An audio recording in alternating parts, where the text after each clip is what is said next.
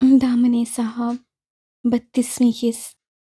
Bed की पुष्ट से टेक लगाए बैठी मुनीरा की उंगलियां धीरे धीरे बेटी के बालों को मलाई में से सहला रही थीं, जो किसी खूबसूरत बच्चे की तरह दोनों हाथों में मजबूती से उनका हाथ थामे सो रही थी। उसके गालों पर आंसू के बेहद वासिया निशान थे। शाह साहब और दीगर घर वालों से होने वाले सामने ने उसे हिलाकर रख दिया था। उस पर मुस्तरद वहाँ छिड़ने वाली बहस, उसी कमज़ोर असाब के लिए एक ना दबाव झेलना और बर्दाश्त करना मुमकिन न रहा था।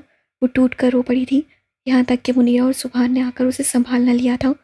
उसकी हालत देखकर हया की आंखों से आंसू जारी हो गए थे। मोहब्बत जैसा नर्म और मीठा जज्बा किसी को इतने तल्ख और कड़वे अंजाम से दो चार कर सकता है, उसे यकीन नहीं आ रहा था। मुनीरा और सुभान गर्देसी के लिए घड़ियां बेहद सख्त और आजमाइश वाली थीं। अपनी जिंदगी से भरपूर हंसी खेलती बेटी को एक जिंदा लाश में तब्दील होता देख उनके दिल फटने को आ गए थे। वो मुसलसल एक कर्ब, एक बेसुकूनी की कैफियत में मुब्तला थी, जो उसे नींद में भी चैन नहीं लेने दे रही थी। उसके नीम व लबों से रह रहकर मदम मदम से सिसकियाँ टूट रही थीं, जो मुनीरा की समातों से होते हुए उसके रूम में शोर बर्पा कर रही थीं। उनका बस नहीं चल रहा था कि अपनी लाडली के वजूद में बेवस हर वो कांटा निकाल दें जो उसकी अजियत, उसके दुख का बायस बन रहा था, जो उसे इस दर्जा तकलीफ दे रहा था। लेकिन उनके पास उन्हें बताने को सिवाय आंसुओं और राहों के और कुछ ना था। आतिम साहब से ये जानकर कि सलवा का एक बेटा भी था, जो उन सालों ने उससे छीन लिया था, मुनीरा और सुभान अजियत की एक नई सूली पर जा टंगे थे। अभी भी अपने नवासे का सुनकर मुनीरा की आंखें नए सिरे से भर आई थीं। वो अपने गम में इतनी डूबी हुई थीं कि कब सुबहान गर्देसी दरवाज़ा खोलकर अंदर चले आए उन्हें एहसास भी ना हो सका।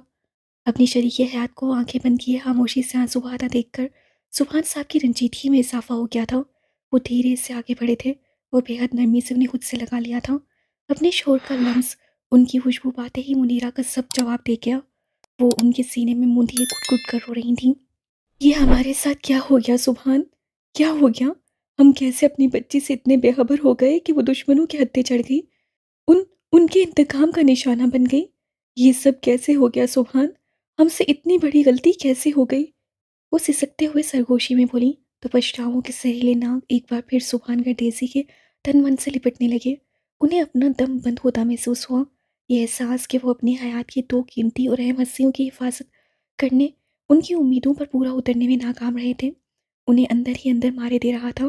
खुद को अपनी बीवी और बेटी का मुजरिम समझ रहे थे, जो उन्हें ज़माने की सर्द व गर्म से बचा न सके थे।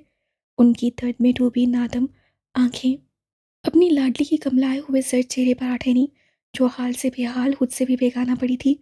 उसकी ज़िंदगी में जो किरदार दूर रहकर भी हातम गर्देसी ने अदा किया था, वो एक बाप होने के नाते असूलन उन्हें अदा करना चाहिए था, और इस बात का कुल उन्हें हमेशा रहना था। फिक्र ना करो, मैं अपनी बच्ची के एक एक आंसू का बदला उन कमीनों से लूंगा। मैं मलिक दिलावर और उसकी नस्ल का नामो निशान तक मिटा दूंगा। वो अपने अंदर सर पटकते पछतावों से नबर्द आसमां होते भींचे हुए लहजे में बोले तो मुनीरा ने तड़प कर सर उठाया। नहीं, आप ऐसा नहीं करेंगे। मुझ में मजीद दुख सहने की हिम्मत नहीं है सुभान। आपको कुछ हो गया तो मैं जिंदा नहीं रह पाऊंगी। उन्होंने बरसती आंखों से शोर का चेहरा देखा। वादा करें, वादा करें कि आप दोबारा ऐसा कभी नहीं सोचेंगे। ये मुमकिन नहीं। उन्होंने कतियत से नफी में सर हिलाया। मुनीरा ने पलटकर कुछ कहना चाहा मुनीरा ने पलटकर कुछ कहना चाहा, लेकिन सलवा का बेचैनी से अपने तकिए पर सर पटकना उन दोनों की तवज्जो उस जानिब मबसूल करवा गया। मैं मैंने कुछ नहीं किया। मेरा यकीन करो, मेरा यकीन करो अफसवी। सलवा, सलवा मेरी जान।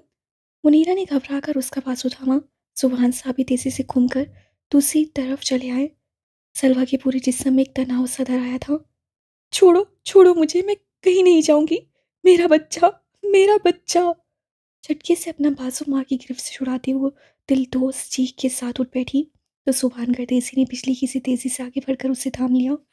उसकी चीख सुनकर तहीबा भी कमरे में भागी चली आई। सलवा ने इस चेहराई अंदाज में बाप को दोनों हाथों से थाम लिया।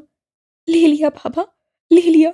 उससे उससे मुझसे मुझसे मेरा बच्चा, मेरा फख्र ले लिया। आंखों में वहशत लिए भराई आवाज़ से बोली तो सुबहान साहब को अपने हलक में आंसू का गोला अटकता महसूस हुआ। उन्होंने नमनाक नजरों से बेटी का चेहरा देखा, जो इस पल कतई अपनी होश में न थी। सलवा बेटा। मुनीरा ने रोते हुए उसे संभालना चाहा, लेकिन वो तेजी से उनका हाथ थाम गई। देखिए मामा, वो मेरी गोद देखिए, میں نے آپ لوگوں کا دل دکھایا تھا نا، اللہ نے میرا دل دکھا دیا۔ حالانکہ میں نے اس سے بہت معافی مانگی تھی لیکن اس سے قبول نہیں کی۔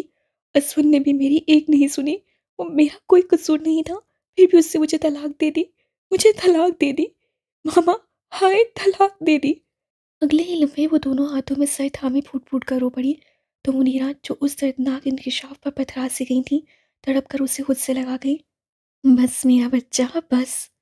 انہیں اپنا زخم خوردہ دل شدت غم کے پاس لہو لہان ہوتا محسوس ہوا تھا۔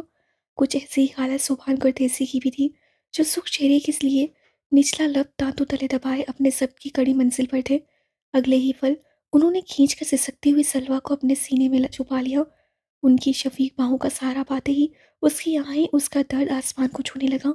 سبحان گردیسی کی آنکھوں میں چمکتے آنسو ان کے چہرے پر بہہ نکلے۔ وعدہ کرتا ہوں بیٹا، جب تک تمہارے ایک ایک مجرم کو اپنے ہاتھوں سے جہنم وصل نہیں کروں، چین سے نہیں بیٹھوں گا۔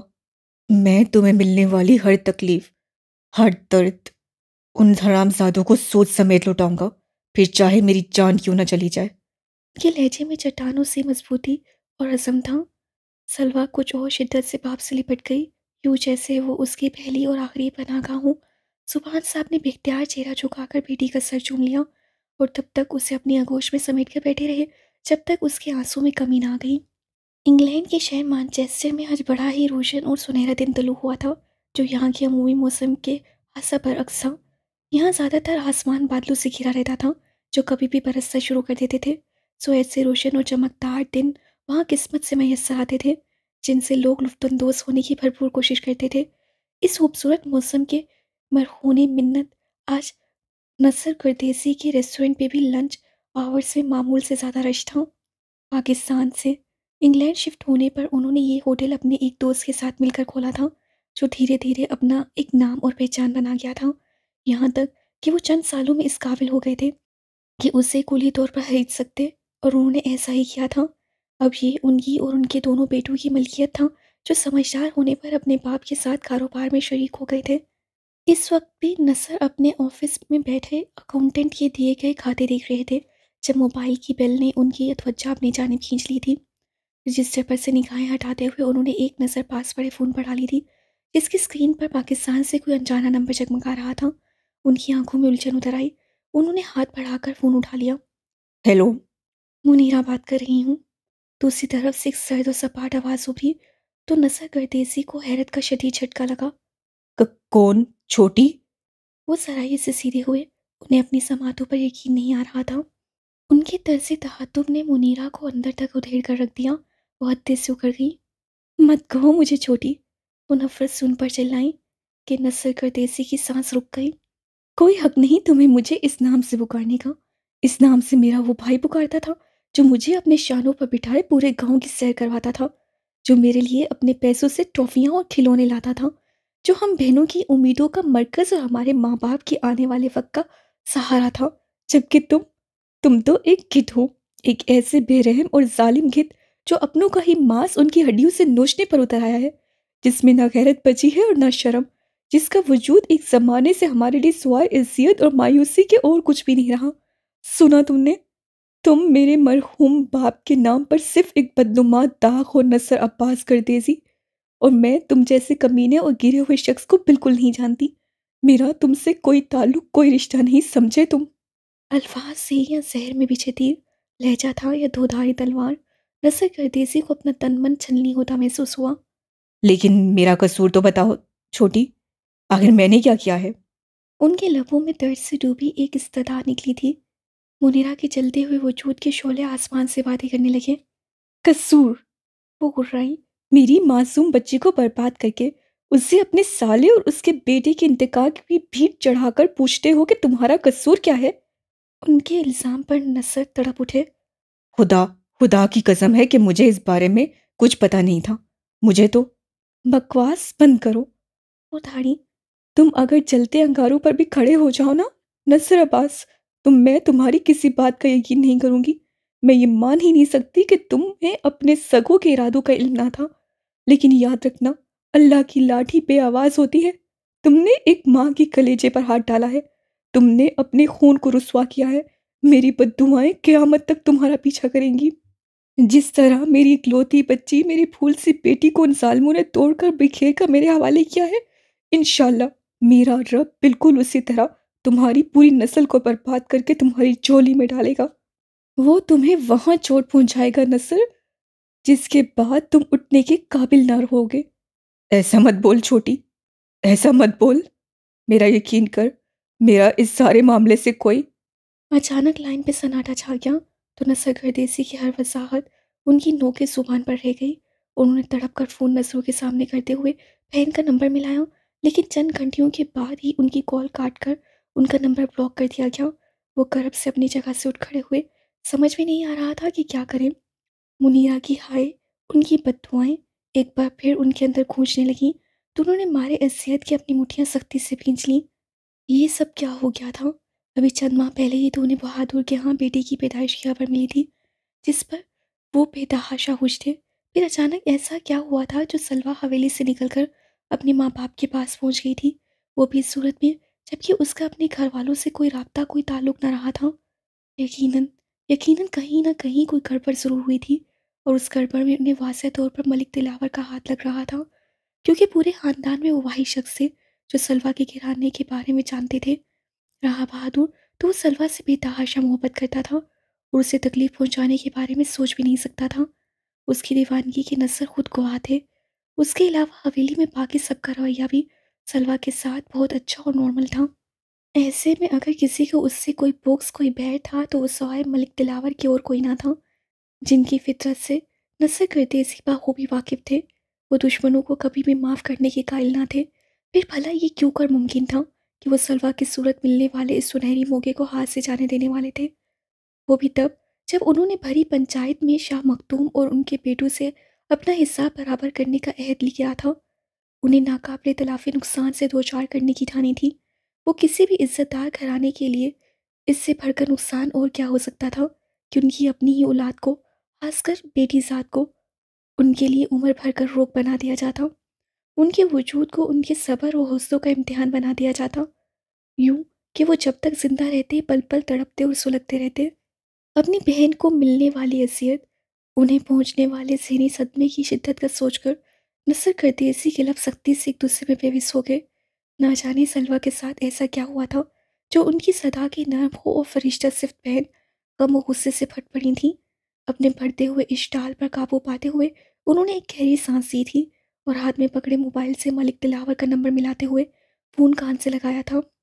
ہیلو۔ تیسری بیل پہ ہی انہوں نے دوسری جانب سے ملک دلاور کی بھاری آواز سنائی تھی تو ان کے تنے ہوئے اعصاب مزید کھنچ گئے۔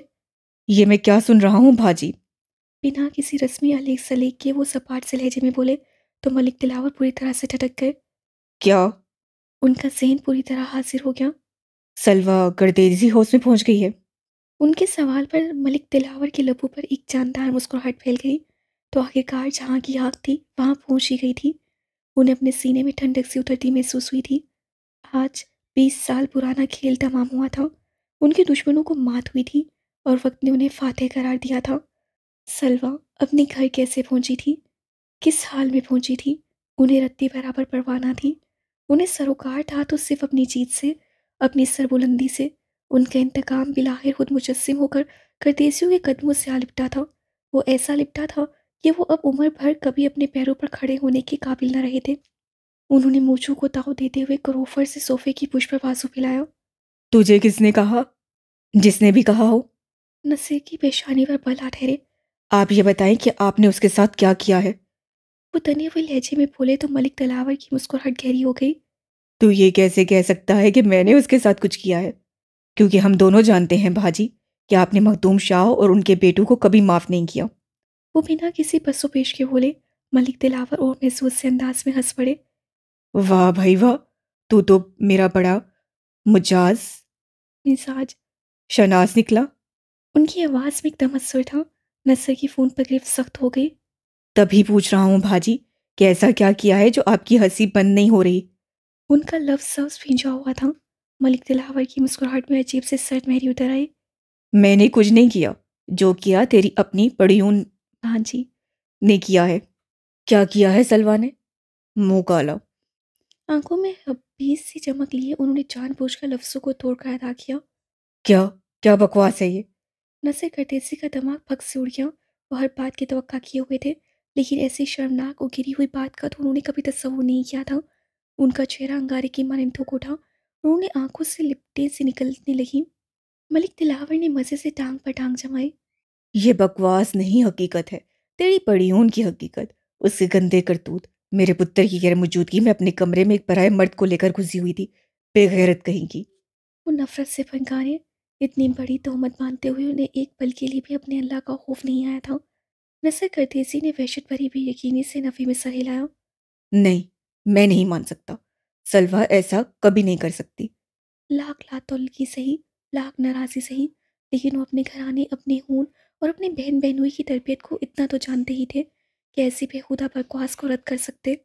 हम्म, वो क्या कर सकती है क्या नहीं, इसका अंदाजा तो इसी बात से होता है जिस जीता दलेरी से उससे शहर में मेरे पुत्र को फंसाया था, उसके साथ ब्याह रचाया था, अपने घर से भागी थी। उन्होंने तनफ्फुर से सर झटका। नसर करदेसी का सब जवाब दे गया। आपका पुत्र भी कोई दूध का धुला नहीं था। यकीनन सलवा को ये जुरत उसी ने दी होगी, वरना उसकी इतनी मजाल ना थी कि ताया जी के आगे सर उठा सकती। उनका अपनों के लिए यूं भड़क उठना मलिक दिलावर को सरतपा सुलगा गया। क्या बात है, आज बड़ा दर्द उठ रहा है अपने बच्चों का। वो अचानक काटदार लहजे में बोले। उनकी चोट नसर करदेसी का खून खुला गई। हाँ, उठ रहा है, क्योंकि आज आपने वो हद पार की है भाजी जिसकी इजाजत कोई भी इंसान किसी दूसरे को नहीं दे सकता। आज आपने मेरे खानदान की शराफत और मेरे घर की बच्ची की पाकीज़गी पर तोहमत लगाई है। आज आपने मेरी गैरत को ललकारा है, और मैं ये जुरत किसी सूरत बर्दाश्त नहीं कर सकता। मैं लाख बुरा सही, लेकिन इतना बेहिस और जालिम नहीं कि आंखें बंद करके आपके इस घटिया इल्जाम पर यकीन कर लूं। मुझे अपने खून पर पूरा भरोसा है, और इसीलिए मैं इस बात की जड़ तक जाऊंगा। मैं हकीकत का खोज लगाऊंगा, और यकीन करें, अगर मुझे इस मामले में आपकी शामिल होने की भनक भी पड़ी तो मैं भूल जाऊंगा कि मेरा आपसे क्या रिश्ता है। उनका लहजा हर लिहाज से आड़ी और दो टोक था। मलिक दिलावर का तन मन जल उठा। वो एक झटके से सीधे हुए। ओ जाओ, वड्डा आया जड़ तक जाने वाला। मैं भी देखता हूँ कि तू मेरा क्या बिगाड़ लेगा। उनकी बदमाशी नसर को मुठियां भींचने पर मजबूर कर गई। उनके लब अब सख्ती से एक दूसरे में पेविस हुए कि कनपटी की रग उभर आई। बस यही चल रहा था कि उड़कर उस घटिया आदमी के रूबरू जाकर खड़े होकर उसे गिरबान से पकड़कर सारी हकीकत उगलवाए। कौन किसका क्या बिगाड़ता है ये तो आपको वक्त बताएगा भाजी, लेकिन एक बात आप भी याद रखना, इंसान अपना जुर्म सारे ज़माने से छुपा सकता है, लेकिन ऊपर वाले से नहीं। और मेरी दुआ है कि अगर इस मासूम बच्ची के साथ आपकी हवेली में कोई ज्यादती, कुछ जुल्म हुआ है, तो उसका हिसाब आपसे इस दुनिया में ही ले। सुलगते लहजे में कहते उन्होंने राब्ता मुनक़ता कर डाला। यूं लग रहा था जैसे उनका दिमाग फट जाएगा। वो खुद को संभालते खिड़की में आ खड़े हुए। उनके आसाब इतने मुंतशर हो चुके थे कि ज़हन किसी एक नुक्ते पर मरकूज ना हो पा रहा था। उसमें कोई शक ना था कि उनके लिए इतनी दूर बैठकर हकीकत तक पहुंचना मुश्किल नहीं नामुमकिन था। मलिक दिलावर एक खाक शिकारी थे और उनके जुर्म को साबित करना कोई आसान बात ना थी, वो भी इस सूरत में जबकि उनके पास कोई गवाह भी ना था। यहाँ तक कि मलिक दिलावर की अपनी औलाद भी बाप के इस रूप से अनजान थी। पता नहीं अपने बच्चों की इस बेखबरी का उन्होंने किस हद तक फ़ायदा उठाया था और बहादुर और सलवा की ज़िंदगी को किस हद तक नुकसान पहुंचाया था। पता नहीं बहादुर का इस सारे मामले में क्या किरदार रहा था। वो जितना सोच रहे थे उतना ही उलझते और परेशान होते चले जा रहे थे, और इस परेशानी को कम करने का एक ही रास्ता था। अगले ही लम्हे उन्होंने अपने फ़ोन की कॉन्टैक्ट लिस्ट में मौजूद एक नंबर को क्लिक करते हुए मोबाइल कान से लगाया था। बेल जाती सुनकर उनकी बेचैनी दो चंद हुई थी। वो बेसब्री से अपनी कॉल के रिसीव किए जाने का इंतज़ार करने लगे थे। सरकार। सुल्तान की पुकार पर असवद ने अपनी बंद आंखें खोली। वो इस वक्त अपने इलाके से एक डेढ़ घंटे की दूरी पर नहर के किनारे एक खामोश गोशे में दरख्त से तन्हा सा टिकाए बैठा था। उसे यहाँ आए कितनी देर हो चुकी थी कुछ अंदाजा ना था। याद था तो सिर्फ इतना कि भक्त चौधरी के डेरे से निकलने पर उसकी हिदायत पे सुल्तान ने गाड़ी गांव से बाहर जाने वाले रास्ते पर डाल दी थी, जिसके बाद वो इस सीधी सड़क पर आगे चले जा रहे थे। यहाँ तक कि असवंत का दम उलझने लगा था। यूं लग रहा था जैसे अगर उसे इस कैद से रिहाई ना मिली तो वो मर जाएगा। उसके हुक्म पर सुल्तान ने फौरी तौर पर गाड़ी सड़क के एक जानिब लगा दी थी। असवंत लड़खड़ाते कदमों से बाहर निकला था। उसकी रंगत सर्द और पाँव लरस रहे थे। वो गहरे गहरे सांस लेता अपने ऊपर उठती वहशत के उस तूफान से निजात पाने की कोशिश करने लगा था जो उसे अजीब से खौफ में मुब्तला कर रहा था। उसकी रूह को सहमाए जाते रहा था। لیکن آگاہی کے جو در واہ ہو چکے تھے انہیں بند کرنا اب اتنا آسان نہ تھا۔ وہ مصرف اور بے کل سا سیدھا چل پڑا تھا۔ اسے یوں ارد گرد سے بے نیاز آگے بڑھتا دیکھ کر سلطان تیزی سے گاڑی سے باہر نکلا تھا، اور جب کچھ سمجھ میں نہیں آیا تھا تو وہ چند گارڈز کو لے کر اس کے پیچھے لپکا تھا۔ اسون بے جان قدموں سے چلتا ایک درخت تلے آ گرا تھا۔ اس کے اندر نہ مزید چلنے کی سختی اور نہ ہی کچھ سوچنے سمجھنے کی طاقت۔ وہ نڈھال سا درخت کی پشت سے سٹک آ گیا تھا، اور تب سے اب تک وہ یوں ہی شکستہ اور بے حال سا اسی جگہ پر بیٹھا تھا، یہاں تک کہ سلطان کی آواز اسے ہوش و حیرت کی دنیا میں واپس لے آئی تھی۔ اپنے مالک کی خالی نگاہیں خود پر مرکوز پا کر سلطان نے جھجکتے ہوئے ہاتھ میں پکڑا اسون کا موبائل اس کی جانب بڑھایا تھا، جس پر نصر پھپھا کا نام جگمگا رہا تھا۔ اسون نے بیزاری سے ایک نظر اسکرین کی جانب دیکھا اور پھر ہاتھ بڑھا کر کال کاٹ دی، لیکن اس سے پہلے کہ وہ فون نیچے رکھتا بیل ایک بار پھر بجنے لگی تھی۔ اسون کی پیشانی پر بل آ پڑے۔ اس نے ایک گہری سانس لیتے ہوئے اپنے چٹکتے اعصاب پر قابو پایا تھا اور کال ریسیو کرتے ہوئے فون کان سے لگا لیا تھا۔ ہیلو ہیلو بہادر. اس کی خاموشی پر دوسری طرف سے اسے بے قراری سے پکارا گیا۔ اسون نے دھیرے سے اپنے خشک لبوں پر زبان پھیری۔ پھوپھا جی، میں آپ سے بعد میں بات کرتا ہوں. نہیں، مجھے تجھ سے ایک بہت ضروری بات کرنی ہے. تو اس وقت کہاں ہے؟ وہ بے چینی سے بولے۔ ان کا اصرار اسون کو مٹھیاں بھیجنے پر مجبور کر گیا۔ میں اس وقت گاؤں سے باہر ہوں. اس سے بامشکل تمام اپنے لہجے کو روکھا ہونے سے روکا۔ نثر گردیزی نے گہری سانس لی۔ اس کی سمجھ میں نہیں آ رہا تھا کہ وہ کن الفاظ میں بات شروع کرے۔ میں نے سنا ہے کہ وہ اٹکے۔ تیری بیوی، میرا مطلب ہے سلوا، حویلی سے جا چکی ہے. سلوا کے نام پر اسون کے صبر کا پیمانہ لبریز ہو گیا۔ اس کی پیشانی پر بل آ ٹھہرے۔ آپ نے مجھ سے یہ بات کرنے کے لیے فون کیا ہے؟ اس کا روم روم سلگ اٹھا۔ بس نہ چل رہا تھا کہ ہر چیز تہس تہس کر ڈالے۔ نہیں، نہیں۔ کہنا تو مجھے کچھ اور ہے، لیکن پہلے میں یہ جاننا چاہتا ہوں کہ تو کس حد تک اپنا نقصان کر بیٹھا ہے. وہ دکھی سے بولے تو اسون کی پیشانی کے بل گہرے ہو گئے۔ کیا مطلب؟ مطلب یہ کہ تیرے اور سلوا کے درمیان معاملہ کس حد تک بگڑا ہے بہادر؟ کیوں؟ آپ کو کیا پریشانی ہے؟ اس کا غصہ اود کر آیا۔ نثر گردیزی کو اپنا سب جواب دیتا محسوس ہوا۔ خدا کے واسطے بہادر، جو پوچھا ہے اس کا جواب دے. وہ اب کے جھنجھلا کر زور سے بولے تو اسون ایک پل کو خاموش ہو گیا۔ اس نے آج پہلی بار اپنے پھپھا کو اس لہجے میں خود سے بات کرتے سنا تھا۔ وہ بے اختیار الجھ گیا۔ ہمارے درمیان کوئی رشتہ نہیں رہا. وہ بادقت تمام بولا۔ کیا مطلب؟ نصر کو لگا جیسے ان سے سننے میں کوئی غلطی ہوئی ہے۔ اسون نے مارے کرب کے اپنی آنکھیں سختی سے مینچ لی۔ میں سلوا کو طلاق دے چکا ہوں. کیا؟ نصر نے بے اختیار لڑکھڑا کر کھڑکی کا سہارا لیا۔ طلاق؟ لیکن کیوں؟ کس لیے؟ وہ چلا اٹھے تھے۔ ان کا رد عمل اسون کی ناگواری میں اضافہ کر گیا۔ یہ میرا ذاتی معاملہ ہے، بہتر ہوگا آپ اپنے کام سے کام رکھے. وہ سارا لحاظ بلائے طاق رکھتے ہوئے سرد لہجے میں بولا تو نظر گردیزی کا خون کھول اٹھا۔ ذاتی معاملہ؟ کاش کہ تجھے احساس ہوتا کہ تیرا ذاتی معاملہ کبھی تیرا ذاتی تھا ہی نہیں. وہ اول روز سے تیرے پیو کی بچھائی ہوئی ایک بساط تھا، جس پر تیری حیثیت صرف اس پیادے کی سی تھی جس سے وہ اپنی انگلیوں کے اشارے پہ چلا رہا تھا. کیا مطلب؟ وہ ملک دلاور کے حوالے پر تیزی سے سیدھا ہوا۔ کم و بیش ایسا ہی دانہ بخت چودھری نے بھی اسے دیا تھا۔ اسے اپنے دل کی دھڑکنوں میں ارتاش سا برپا ہوتا محسوس ہوا۔ مطلب جا کے اپنے باپ سے پوچھ، جو انسان نہیں بلکہ ایک سانپ ہے، کیونکہ ایک سانپ ہی اپنے بچوں کو کھاتا ہے. اس نے بھی اپنے مفاد کی خاطر تیری خوشیاں، تیری زندگی کو کھا لیا ہے بہادر. اور دکھ کی بات تو یہ ہے کہ اس ظالم انسان نے یہ سب اتنی صفائی، اتنی مکاری سے کیا ہے، تجھے اس کی ذلالت کا احساس بھی نہیں ہو سکا. ان کی آواز بات کرتے کرتے بے حد دل گرفتہ اور بوجھل ہو گئی تھی۔ اسون نے گہری سانس لی۔ آپ کہنا کیا چاہ رہے ہیں؟ اس کے انداز سے ساری خفگی، ساری تیزی مخفوض ہو گئی تھی۔ نثر گردیزی نے ایک آہ بھری۔ سلوا کا تعلق میرے گھرانے، میرے خاندان سے ہے. وہ میری بہن کی بیٹی اور میرے تایا شاہ مخدوم گردیزی کی پوتی ہے. کیا؟ اسون یوں اپنی جگہ سجلا جیسے اسے کسی کرنٹ نے چھو لیا ہو۔ لیکن یہ کیسے ممکن ہے؟ سلوا نے تو مجھ سے کبھی اس بات کا ذکر نہیں کیا تھا، اس لیے کہ وہ خود بھی اس حقیقت سے لا علم تھی، بالکل اسی طرح جیسے میں نہیں جانتا تھا وہ میری پڑیوں، میری سب سے چھوٹی بہن کی بیٹی ہے. وہ آسودگی سے بولے۔ لیکن آپ دونوں حقیقت سے لا علم کیوں تھے؟ اسون نے الجھ کر پوچھا۔ کیونکہ میرا پچھلے 20-21 سال سے اپنے خاندان والوں سے کوئی رابطہ، کوئی تعلق نہیں. تو پھر آپ نے اسے پہچانا کیسے؟ मैंने नहीं पहचाना। वो फीका सा मुस्कुराए। मुझे उसकी पहचान करवाई गई थी। करवाई गई थी? असवर ने उलझकर दोहराया। हाँ, मुझ पर ये इंकशाफ तेरे प्यो ने किया था और सख्ती से मना किया था कि तुझे इस बारे में कुछ ना पता चले। क्या? अब्बा जी? तुम्हारे बाप ने खुद सलवा के दादा को फोन करके तुम्हारी और अपनी चाल का इतराफ किया था, उन्हें अपनी जीत और उनकी हार का पैगाम दिया था।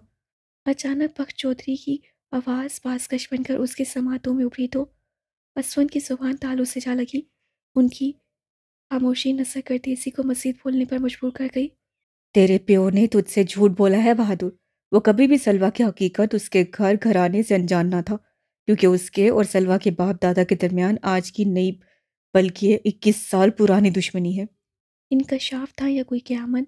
असवन को अपना वजूद एक धमाके के साथ हवा में बिखरता महसूस हुआ था। उसके आवाज़ सल्ब हो गए थे और सोचने समझने की हर सलाहियत मफलूज हो गई थी, जबकि दूसरी तरफ गमज़दा से नसर उसकी हालत से बेखबर अपने धुन में बोले जा रहे थे। मुझे बड़े अफसोस से कहना पड़ रहा है कि तो उसकी दुश्मनी उसके इंतकाम की भेंट चढ़ चुका है, क्योंकि मुझे शक नहीं बल्कि यकीन है उससे जो घटिया और गलीज इल्ज़ाम मेरी पड़ियों पर लगाया है वो सिर्फ उसकी एक गंदी चाल थी, ताकि वो शाह मखदूम गर्देजी के होन और उनकी नस्ल को जलील और रस्वा कर सके, उनकी औलाद को बर्बाद करके उनसे अपनी बेइज्जती का बदला ले सके। नहीं, आपको ज़रूर कोई गलतफहमी हुई है। मेरे अब्बा जी ऐसा नहीं कर सकते।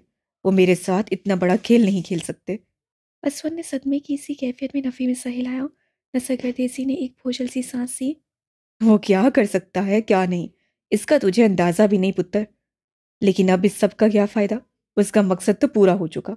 वो जीत गया, उसकी इस जीत के बदले उसकी औलाद ने क्या खोया, क्या हारा उसकी बला से। असवन ने मारे वहशत के जोर से अपना सर पीछे दरख्त पर मारा। उसे खुद पे चांद करने का आलम तारी होता महसूस हुआ था। सलवा से दूरी, उससे जुदाई उसके लिए मौत ही तो थी। उसकी आंखें तेजी से चलने लगीं और देखते ही देखते उसकी ये जलन, ये तड़प आंसू बनकर उसके चेहरे पे बह निकली। अच्छा पुत्र, रखता हूँ। पल भर की खामोशी के बाद नसीर की थकी हुई आवाज़ उसकी समातों से टकराई तो वो सख्ती से अपने लरज़ते लब दांतों तले दबा गया। उनके दरमियान अब कहने और सुनने को रह ही क्या गया था। बीबी नरगिस आंगन में रखे अपने तख्त पर परचुमान हुक्का कड़कड़ा रही थी। सामने ही मुलाजमीन ताज़ा उतरी कैरियाँ छीलकर अचार के लिए एक तरफ ढेर लगा रही थीं। बज़ाहिर उनकी निगाहें सामने मौजूद मंजिल पर जमी थीं, लेकिन दर हकीकत उनका सारा ध्यान बहादुर की जानिब था, जो आज सुबह से हवेली से गायब था। बेख्तियार एक गहरी सांस लेते हुए उन्होंने रुख मोड़कर अपनी दाईं तरफ में देखा, जहाँ सुमुर्द आंखों पर बाजू रखे दराज थी। उसका बायां पाँव मुसलसल हरकत में था, जो इस बात का गुमास था कि वो ना सिर्फ जाग रही थी बल्कि बेहद मुसरिफ भी थी। तूने बहादुर से बात की? किस बारे में? वो आंखों से बाजू हटाए बिना बोली।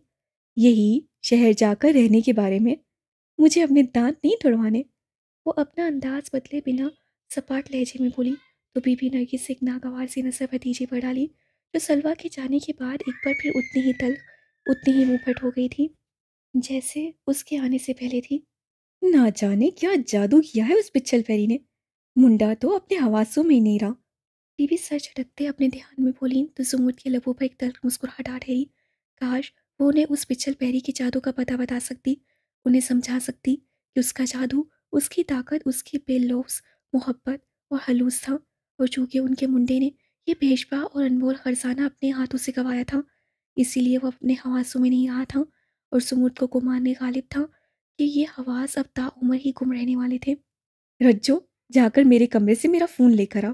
मैं ज़रा उस साहब बहादुर का पता करूं। झुंझुलाई आवाज़ में कहते हुए वो सुमुद की तरफ पलटी।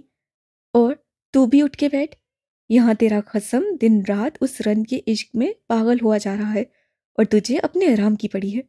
वो छली भुनी सी बोली तो सुमुद एक गहरी सांस लेती उठ बैठी।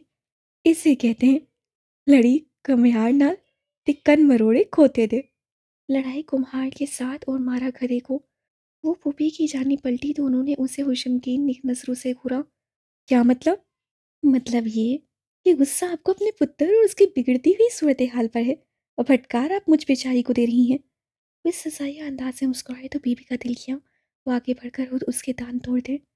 वो कचकचाकर उसे कोई गजारा सा जवाब देने को थी कि बैरूनी दरवाजे से बहादुर को अंदर आता देखकर उनका सारा ध्यान उसकी जानिब मबसूल हो गया।